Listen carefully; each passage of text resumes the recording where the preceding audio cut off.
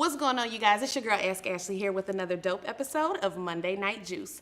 As always, I have to give a huge shout out to my sponsor, and tonight's show is sponsored by Easily Blessed Media, host and creator of The Social Butterfly, available for your next virtual party or party that you may have in person, socially distanced, of course. And it's pretty much like a portable photo booth. So if you're interested in that, go ahead and contact Steven at 513-771-1800. Now, how many of us have encountered someone or had children that we were really, really frustrated with because we thought that something that was easy for us to catch on should have been easy for them to catch on to? Like, I feel like I have really gotten on my son about a lot of things that it's like, son, this is common sense. And he's just like, Mom, it's not that common for me. Tonight's guest, I'm super excited because it's my baby. This is my baby right here, y'all. Nailah Edwards is an adult student with a learning disability. And she has come tonight to share her story. Nailah, thank you so much for taking the time to join me tonight. Thank you, Ashley. It's an honor to be here today. You are so very welcome. So I want to get into your story. You know, when you reached out and we started talking, you were like, I think this might be something good. And I've encountered several people with learning disabilities, but it was when I was a child. Mm-hmm. And I'll admit, it was when I was a cruel child, you know? Yeah. So I really want to know your story. Let's first talk about what learning disabilities do you have? Yeah, so I actually have my phone because I looked them up because there's like a lot of different ones and they all have the same syllable. So I just want to make sure I'm correct on all of them. But so there's a lot of different categories when it comes to learning disabilities. Mm-hmm. And when I talk to my mom, she says it's more of like my comprehension, like reading and understanding what words mean and being able to pronounce them well. Mm-hmm. So I guess that would fall under dyscalculia, which is that's actually dealing with numbers in math. So I actually did struggle with math back in like my elementary days. Mm-hmm. Still kind of do. I'm not a math person, so but it's. I don't think a lot of us are math people, honestly. But dyscalculia deals with numbers and being able to just like, understand them. Mm-hmm. But when it comes to like being able to understand like reading, that's dyslexia. So that's language based. So it's being able to like, like I said, understand the words and how to pronounce them and just like use them in sentences and whatnot. And then just also oral and written language. So mm-hmm. Sometimes, I struggle with that, being able to just, understand the different words, like I said. So it all falls under the same thing with, like, understanding words, comprehension. Math, just, like, breaking down information. Yeah. Gotcha. Mm-hmm. Processing. So I first off want to just say this, and we were going to get into this a little bit later, but as you were sitting here explaining this to me, I find it very inspiring mm-hmm. that all of your learning disabilities are being tackled by you being in the media field. Yeah. Like, it was like, I got these learning disabilities, but I'm about to, like, right. crush them all right. and go straight to communications. Mm-hmm. Tell us a little bit about your degrees and your background. Yeah, and, like, to piggyback off of what you said, with my degree being in communication mm-hmm. and me being in, like, the media field with journalism and PR, I get that a lot. Like, people ask me, like, why did you choose the one major that's super hard for you? I'm just like, well, I wanted to challenge myself. I know that these are my barriers, mm-hmm. so I wanted to, basically just run over them and just challenge myself to do it, because I know there's so many people just like try to steer away from those certain mm-hmm. things because they know those are their weaknesses. But I just wanted to challenge myself. I'm using them as strengths because I want to do better at them. So, I'm just bringing them out. I love that. I love that. I really do. Yeah, but to talk about my degree, so I started off at, I went to SCPA for high school. That's where I got my high school diploma, and then I went to UC Blue Ash after I graduated from SCPA. That's where I got my associate's degree in communication. And then once I left UC Blue Ash, I transferred to UC main campus, and that's where getting my bachelor's in communication, and then also pursuing certificates in journalism and public relations. Mm-hmm. So that's what I'm doing. I'm almost finished. I have one more semester left. So next semester will be my last semester at UC. So well, congratulations. It's been a long journey. Congratulations on that. I know you're gonna finish, and you're gonna finish strong. How old were you? Like, what age or what grade were you in when you discovered that you had all these learning disabilities? Yeah, so I was told at a really young age, but I was affected when I was born because I had an infetal brain tumor when I was born, and I wasn't actually supposed to live. My mom was supposed to, she wasn't going to be able to go through with the pregnancy. She was gonna die, and I was gonna die if she was gonna go through with the pregnancy. So yeah, I had a brain tumor. So luckily it closed, thank God. My mom had her prayer warriors. She had faith in me. She knew that I was a miracle child, so she kept going through by the grace of God, her faith. And I ended up being born, but I had a learning disability. That was the effect of me the tumor and all that. So progressing through. Sorry. But yeah, so, and I learned about it like in high school. I learned about it in high school, but once I was really young, I really didn't know. I was just going along with the flow. But it all started in high school because I had an IEP. So, I was in those classes with the other students. I had to have, someone come in and sit next to me just to make sure I was staying focused and whatnot through class and understand the material. Then I also had to have like note cards in front of me, just keep me on track and understand like my daily, routine through school. So that was kind of, I guess that's going into your other questions, but that was kind of embarrassing, having to have someone come in and sit next to me, people just staring at me, looking at me like, why are they here? Or saying like, oh, you don't know that answer, you're dumb. Like, I got that a lot. So just being able, having to go through that was, really hard. Yeah. But, Do you ever sit back, and I mean, obviously you're out of high school, you've gotten a degree already, you're almost finished and about to have other degrees and certificates, and you're already walking and living in the dream, really. Do you ever sit back and take moments to reflect on overcoming those things? Because I can see even now you can get emotional about something like this. Yeah. You know what I mean? And children, like I said, children are cruel. Yeah. It's hell. They're cruel as hell. And being a student with a learning disability is one thing. Being a student without a learning disability is another thing. But kids are still cruel with or without the disability. Yeah. Do you feel like you've gone through, or have you made attempts to go through like therapy to help you cope with that traumatic experience? Because like I said, kids can be cruel, and growing up in that cruel world of being a kid that everybody doesn't always necessarily understands, it's traumatizing. Yeah. So have you gone through therapy, or is it something you considered or talked to your mom about? Or I haven't actually gone through any therapy. This is just something I've always been living with, and my mom's been, a very great support to me and just to keep me going. I've had like not only just kids who said those cruel things to me, it's actually been adults, people that I thought would never turn on me, such as like when I was a dancer, my dance teachers would say, oh, you're not going to be a dancer, you can't catch on to these things, just because I had to watch the other dancers' footsteps and visually, because I'm a very visual person, so I had to like watch them to be able to learn. I couldn't just learn by like the dance language, the French that they used. I didn't understand that because of my disability. So having those people turn on me and say those things to me, it discouraged me.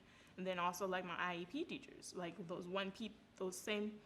those people that I thought would be right by my side to guide me through like my journey, they said, oh no, you're not going to make it through college, you can't do this, like you shouldn't send her to college, she's not going to make it. So having those people say those things to me, it was very heartbreaking. Yeah. So throughout my whole time, that was honestly just motivation for me. And, my mom being there by my side, encouraging me, keeping me going. All the mentors in my life, that really cared about me, have been keeping me going. Let's talk about them for a second, because I know, like you said, you had people who were supposed to help you through it, not because it was their job, but because it was their passion, and you know what I mean? Yeah. That's what you deserved. let's talk about the people who really poured into you. So I know your mom was a big supporter, which your mom is in education. God first. Yeah. My mom was always there. Right. But God first, because, he brought me into this world along with her. So definitely my mom. Then I want to go into, like, why I even chose, like, going into communication. But, I wanted to challenge myself. Like, I spoke on that earlier in the conversation. But I also had mentors, like, shout them out, like Jan Michelle and McCurney, Curtis Fuller. Who doesn't love Jan Michelle? They're all in the Curtis media Fuller. field. And I also want to give a shout out to, Mr. Humphreys through the Miss Black Teen Cincinnati pageant, because I was Miss Black Teen Cincinnati in 2015. So I would say that was a huge turn point in my life, being able to compete in that pageant and win that pageant, because, I didn't believe in myself at one point, and having Mr. Humphrey be there as a male figure that inspired me and kept me going. He was awesome. I love Mr. Humphreys. But having those women around me in that organization be able to inspire me, uplift me throughout my whole time with them, that really was a turning point for me, because I never thought I would be able to go to, like, certain events, big events in the city, and do, like, public speaking. I remember that one time. That was crazy to me. But I did a speech at the Midwest Regional Black Family Reunion Breakfast, and I did a speech about, like, Black history, and that was, like, my first time ever doing, like, a speech like that. So I was so nervous, because I was like, there's a whole bunch of officials. It was a lot of here. people in the room. I don't want to mess up. It's terrible. There was a lot of people but, like, in the room. my mom sat through with me and another person to get the speech together, and I did it. And, like, when you do speeches, like, dead silent, so you're like, oh, I'm doing bad. Yeah. But by the time I got done, I had, like, you had a couple tears, standing ovations. Yeah, standing ovation. Yeah. And I was like, wow. Like, and then I had people coming up to me like, you're a great speaker. I was like, I never, in me, I never thought that I was a great speaker. You wouldn't even think of hearing that. Yeah. So I'm sure that was everything. So that was crazy to me. And then, Curtis Fuller came up to me. He was like, you're a really great speaker. Hearing that from him, he's the GOAT in the field. Like, he's a legend. If Curtis Fuller compliments you, you're take doing that. something. So take I was that. Like, that's my whole life was the revived after Obama that. of media right there. Curtis does not play any games. No games. So, me, I was just like, wow. Like, and he was like, because that was my senior year. So, I was indecisive. I didn't know what I wanted to go in. Thought I was going to go into the dance field. But, I was just like, I don't know if I was really indecisive. Like anyone I didn't else. really know what I wanted to do. Like anyone else. Right. Let's talk about, and I see that you've got a great list of support systems and people who have been able to motivate you along the way. But let's talk about some of your influences outside of them. When you sit back and you consider and think about going in a field that is the toughest field for you because of the disability, who did you sit back and think, like, I can do that? I can do what she's doing, or I can do what he's doing? Well, definitely Curtis Fuller and Jan. But, like, usually on the daily basis, I watch the news. So, like, all the news reporters that are on TV, all the news anchors, I have to watch the news every single day and be like, Mom, you awake? Let's watch the news. Yeah. That's just something that I like to do, because it's what I do. So I like to study my craft. So just all the different people on there, because that's where I want to be. So I know that's where I'm going to be. And that's your goal. That's your goal. That's my goal. So you are a co-host for the Influencers through Cincinnati Herald. the Cincinnati Herald, which I think is super dope. That's along with, like, Morgan Owens. Yeah. Who else? What is his name? I was gonna say Jordan. So I think that's amazing. And then you're also currently interning right now for the Cincinnati Public Radio. Yeah. So being in the media is the dream. Yeah, it's the dream. It's the dream. Now, do you want to be like a reporter? Do you want to be a host? Do you want to be in PR? Or do you just want to have it all? See, we got Ashlee, who does the most and who does everything. This is true. So I'm going to be like, Ashlee. This is true. You can do it all if you want to. So definitely do it all, but, I definitely want to be a reporter. You have to start off being a reporter before you're able to do anchor work. So definitely be a reporter and then go into anchoring and probably have my own show, because I like having my own show right now. Bring on young people to be able to have them share what they're doing. Yeah. Shine light on them. So be like the next Ellen or next Oprah. Okay. All right. But definitely something in the media field. That's awesome. That's awesome. And I know that you will, because I've seen, I'm telling you, like when you reached out and we started talking about what we could discuss on the show, like, and you were like, I just want to talk about, doing what it is that I do and kind of persevering through college with a learning disability. And I'm like, a what? I didn't know. Like, I had no idea. I really didn't know what to come on at first before, because I looked at all the people you usually bring on. They usually have like businesses. But everybody has a story, and that's what I want people to understand. Everybody has a story, and for me, it is extremely important for Monday Night Juice to be a platform for people to come and tell their compelling story. So even if you don't have a brand or a business, you have a story. Yeah. You know what I mean? Like, I get to see you and this beautiful smile and this dimple that I love because it's like mine. And I get to see you move through GCABJ and through college and things like that and not know that you had a brain tumor. Yeah. Everybody has a story. And that is what Monday Night Juice is for. It's for the story that people persevere through and they push through and they're diligent and they're hardworking and they make it happen regardless of what it is that's right there in front of them. Yeah, and a lot of people don't know that I was literally just looking it up last night and I heard it from my IEP, she's my IEP director at UC. There's invisible and visible disabilities, and a lot of people, they just recognize the visible disabilities, but they also don't, recognize the people that have invisible disabilities, because, we don't show that we have a disability and we're quiet about it, we're voiceless. Yeah. So people kind of just run over us and don't really, question or acknowledge us because we're so quiet. We just I love that you wanted to come on and talk about this, though, as we are having parents that are transitioning from being parents to being parents and educators. Because you were fortunate enough to have a mom that was an educator already. And so things like learning disabilities or comprehension issues is something that she probably was able to catch on. But a mom or a dad that's not, in the educational field or in that field, they wouldn't catch on to that right away.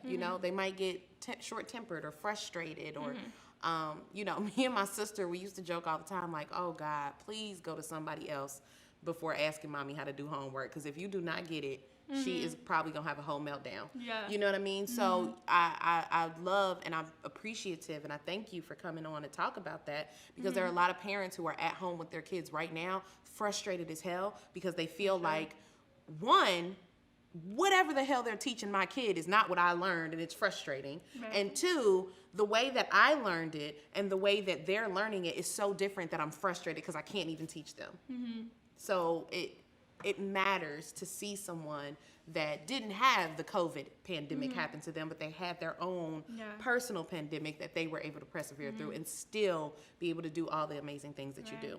My mom, she's been a huge advocate, still is. Back in high school, she didn't allow those people to say, oh, she's not going to make it. So she was just like, okay, you'll see. Kept going. Yeah. And even now, like at UC, she's always calling up there like, can you do this for my daughter? Make sure you do this. She's on a disability. She needs to have extended time on her career completion to complete her degree. You can't just, cut her scholarship off like that. She needs to have extra time, which is in her IEP. She's a huge advocate. She never lets anyone say no. Moms. She's like, you're going to make this happen. Yes. Okay? I love moms Don't that let me do call not up play. here again. I love moms that do not play. Yeah, she don't Case play. in point, I am one of those moms and I don't You don't want to get a phone call from her. Right. It's not, no. So I've got two questions for you, and then, of course, we'll get into Ask Ashlee's All Truths and a Dare.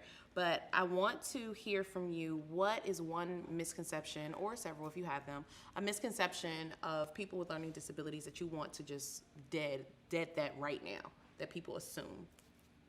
Yeah, so I'd probably say that people with learning disabilities in general, we're just as capable as any other person.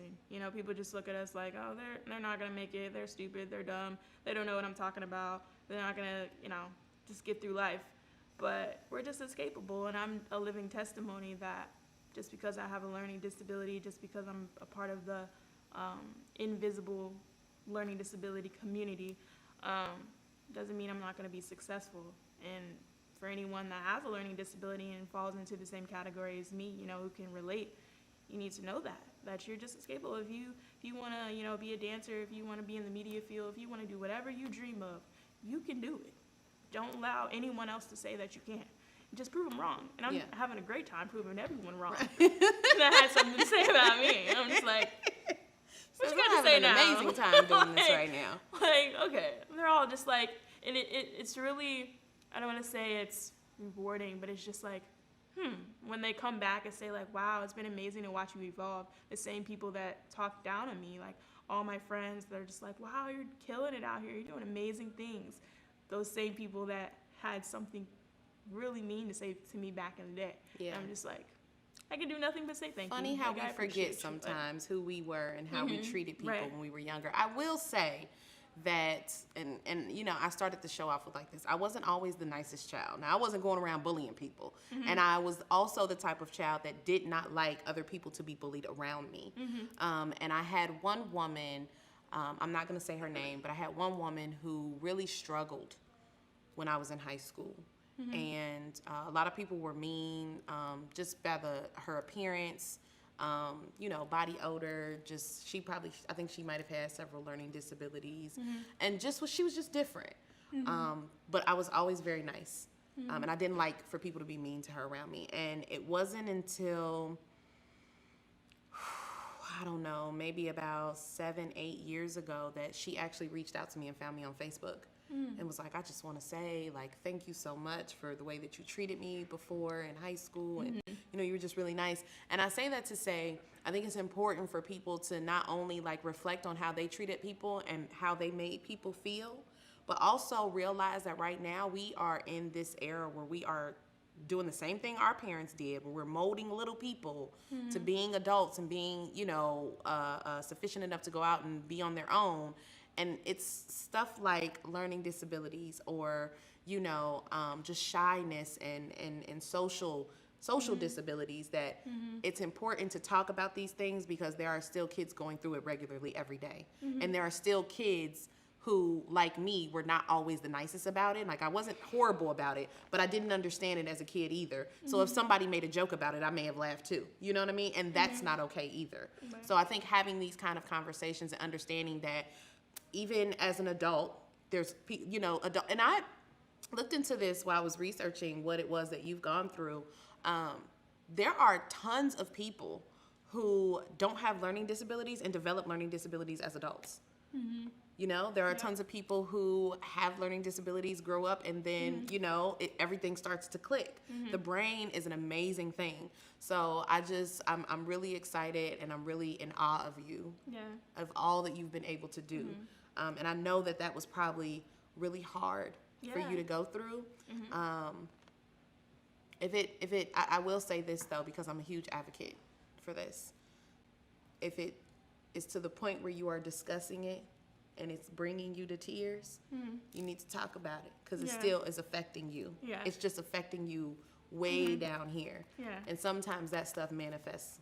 You know what I mean? I'm a Pisces, I'm emotional. You know, it's okay, girl. I get emotional and cry on my shower all the time. But yeah, I definitely want that to be something that, you know, even talking to your mom about it. That actually helps me, you know, being able to, like, do things like this and, like, share my story. It's, you know, healing for me. You know, to very encourage therapeutic. Other people, you know, share their story and their testimony, heal other people, you know. I work in accessibility resources on campus at UC, and being able to, you know, see other students with disabilities come in there, for me to be able to, like, help them if they, you know, come in discouraged, being able to uplift them, you know, relate to them, you know, just share my story and testimony, brings a smile to their face. So I really love working in there. So Good. I'm glad. All right, we're gonna get into Ask Ashlee's All Truths and a Dare, and then we're gonna let you go. Okay. You ready? So those of you, you sure? So those of you that are still tuning in, thank you so much for being here. Also, make sure you share the video, like the video, comment as much as possible. Those of you that are watching, if you don't know this game, I make 3 statements. Nailah will make 3 statements. One of us has to guess the lie in those statements, and whoever guesses gets to dare the other person. Ready? I'm gonna let you go first. What are your 3 statements? Oh God. Okay. Let's see. That's a tricky one. Okay, I love the color pink. I have 5 siblings. And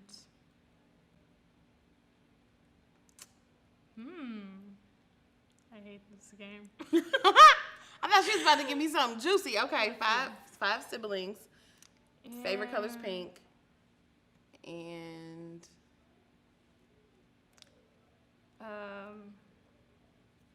I've been to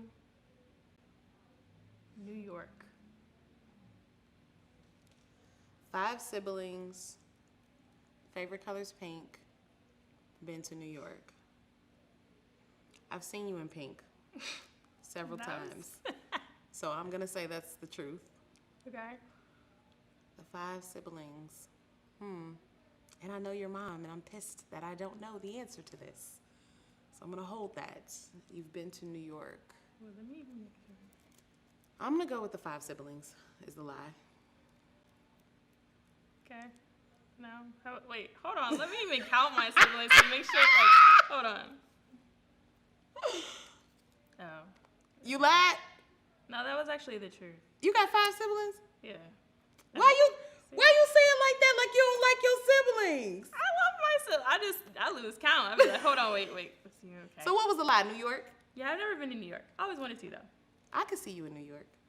Yeah, it's a big city. It is. I But kind of want to go to Atlanta, but we'll see. Child, that's a big city too. But who am I? I don't know. I've only been to Atlanta once or twice, and it was very quick. I did not go for all the right reasons. So, you know, I want to go to Atlanta too. You haven't been? No, I mean I've been only like twice, but I wasn't really I was like. girl, you missing out. No, I wasn't really like there.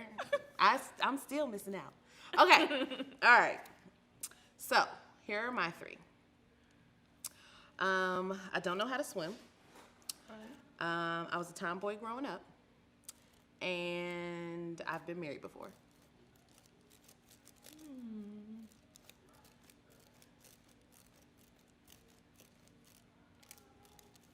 Oh, okay. So I know you have a kid.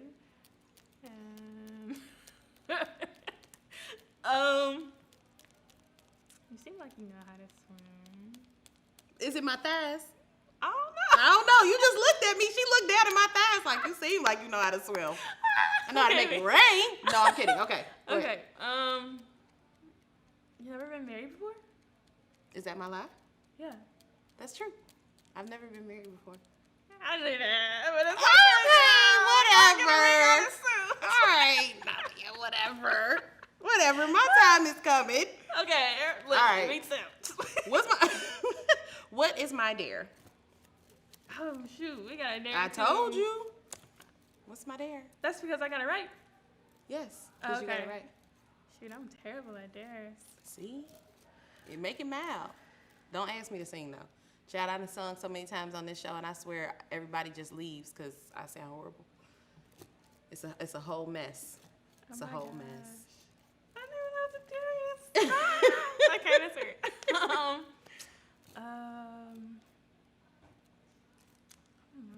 You're gonna make me dare. You're gonna make me dare you if you don't dare me. Dare me? Oh no. So come up with something. Baby. Come up with something, little baby, or I'm gonna go ahead and start dropping dares. You can sing. Swing. Can You you can- sing? Girl. I'm not good at dares. Girl. See, I get too much of the juicy dares, and you know we I can do juicy. I'm grown. I can do juicy. Okay. What are we gonna do here as a dare? I said, well, you know, if my viewers know, if I can't do it here, I have to do it at home, record it, and then drop the video. Cause you know me, I dare you do a backflip, you end up in the hospital or something. I cannot do a backflip. I can't. Nailah, I can't even swim. We just talked about this. You said it was dare. I will take swimming lessons though, just so y'all know that. I do plan on taking swimming lessons because that's horrible. African Americans need to know how to swim, and it's horrible that we don't. Hey, that a you lot of better us go don't. to Midwest Cheer Elite. They'll spot you. I ain't fooling with it, baby. I ain't fooling with it. I will. You do a regular flip. Oh, okay. I can do that. I can give you a round off. Okay. I can give you a round off. Yeah, That's let me easy. see Boom, it. round off, drops. Now. What you doing right now? Oh. I'm about to. Okay. I'm about to. Was you a cheerleader? Yes, child. Okay, Captain. Yes. Hit a toe touch while you at it. I can do that. Okay. Round off and a toe touch. Ooh, and I just did a toe touch like last time I did one was last year. I got that ass up there though. Okay, Yes, I did. periods. Yes, I did. Yes, I did. All right. Thank you so much You're welcome. for the Thank you for having me. transparency, for the honesty, for the vulnerability. Yes. You know, it is. Had me over here almost crying. You know, real G's don't cry. But it's important to have those kind of conversations because it's real. You know what I mean? And I'm telling you, like I said when I started the show, I have been frustrated with my son before. Now, granted, I know my baby don't have no learning disability because he's a freaking genius. He's just lazy. So my frustration be a little different. But there are parents who are probably very, very frustrated trying to maneuver through this new learning process with their kids and being out of school for so long and maybe didn't go straight to college, you know what I mean? And just trying to be patient and have that patience, because it's one thing to have patience to just teach a child whatever. But then when you have to teach a child with a learning disability that you don't understand, that takes a whole nother level of patience. So I just want to thank you for the vulnerability, for the honesty, for the transparency, and just continue to be amazing. I'm watching you. Jan Kearney Michelle's watching you. Everybody's you know, watching Curtis me. Fuller's watching Curtis just you. put in my inbox today. And You I was know, just like, Alexis Wilson is watching you. Reggie Yes. Wilson. Like, we Yeah. love you. You know what I mean? We love you, and we want to see you continue to be great and continue to strive for everything that it is that you want to strive for. Yeah. Thank So you so thank much. you. You're welcome. Sorry to Thank hear you guys that. for taking the time to tune in into another dope episode of Monday Night Juice. I'm your host, Ask Ashlee, and I will see you all next week. Yay.